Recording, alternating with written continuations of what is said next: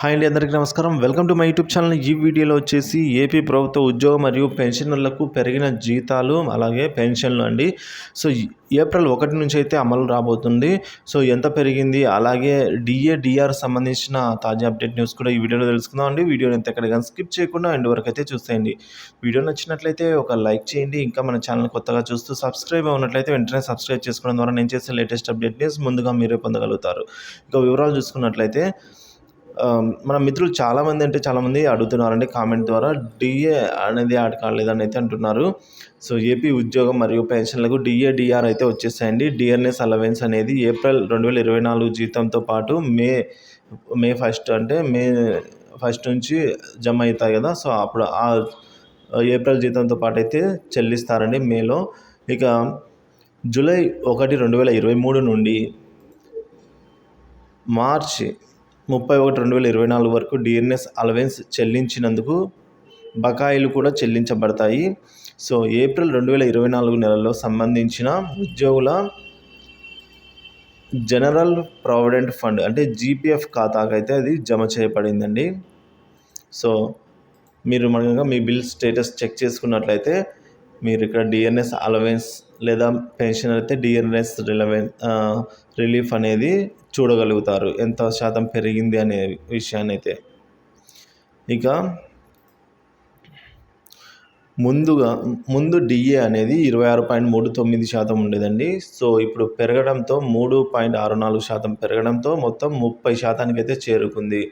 So April 1, 2024 జీతంతో 3.64% DA అయితే అమలులో ఉంది. సో జీవో నెంబర్ 28 ప్రకారంగా మనం లెక్క వేసుకోవచ్చండి. సో జీవో నెంబర్ 29 ప్రకారం పెన్షనర్లకు డిఆర్ అనేది 3.64% కూడా పెరిగింది. సో 3.64% ఉద్యోగులకు పెన్షన్లకు పెరిగింది. వాళ్ళ జీవో నెంబర్ 28, వీళ్ళ జీవో నెంబర్ 29తో అయితే రిలీజ్ చేశారు. ఈ ఏప్రిల్ 1 నుంచి అయితే అమలు కానుంది. మార్చి నెల జీతాలతో పాటుగా చెల్లిస్తారు.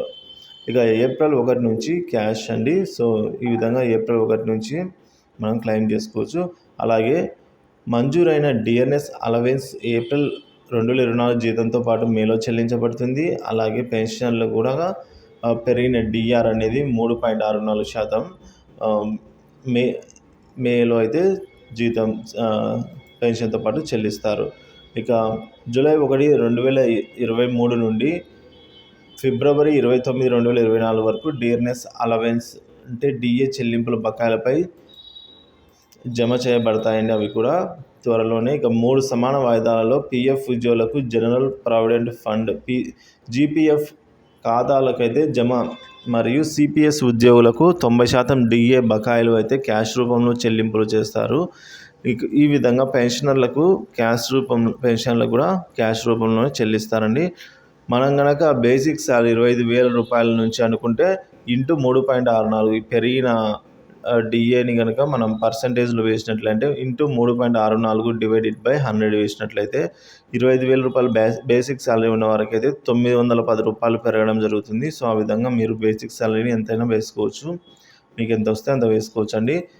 అదేవిధంగా 2 డిఏలకు సంబంధించి చూసుకున్నట్లయితే పెరుగుదల అనేది డబల్ అవుతుంది. అంటే ఇంటూ 7.28 డివైడెడ్ బై 100 అనేది చేసుకోవాల్సి అయితే ఉంటుంది. సో కాబట్టి ఈ పెరిగిన డి అనేది మనకు ఏప్రిల్ నుంచి అమలు కానుంది కాబట్టి మే నెల జీతాలతో పాటుగా అయితే చెల్లిస్తారండి.